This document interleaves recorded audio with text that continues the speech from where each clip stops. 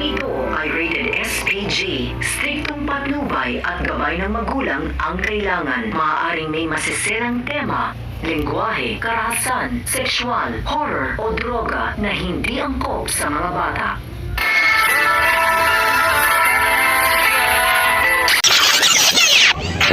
Ang mga dapat nating abangan sa FPJ's Batang Quiapo.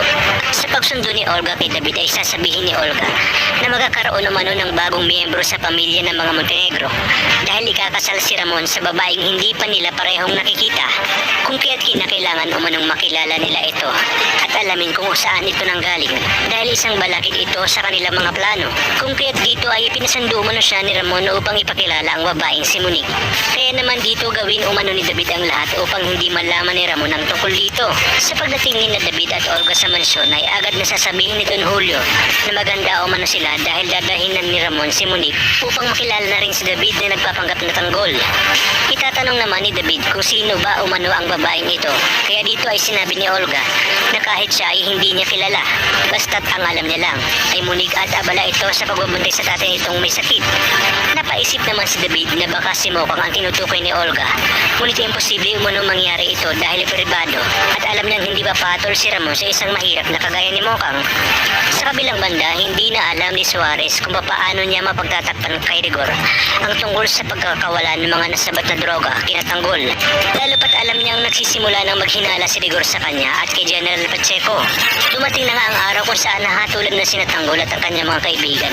At dahil nangako si Olga kay Tess na tutulungan niya ito tungkol sa abogado ni Tanggol, ay nagpadala na nga ito ng abogado hindi para tulungan na maabsuelto si Tanggol, kundi para lalong madiin umano ang demonyo si Tanggol na siya nga pumatay kay Greg. Kaya naman ang binabana ang hatol ay naging guilty na si Tanggol, kung kaya tuluyan na silang dadalhin sa city jail, kung saan mas magiging mahirap ang buhay na tatahakin ni Tanggol.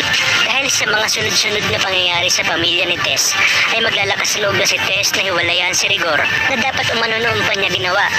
Dito ay muling magkakabangayan ng mag-asawa at papagitna nga si Lena na siyang lilingkis kay Rigor at sasabihin na handa siyang gampanan ang lahat ng pagkukulang ni Tess.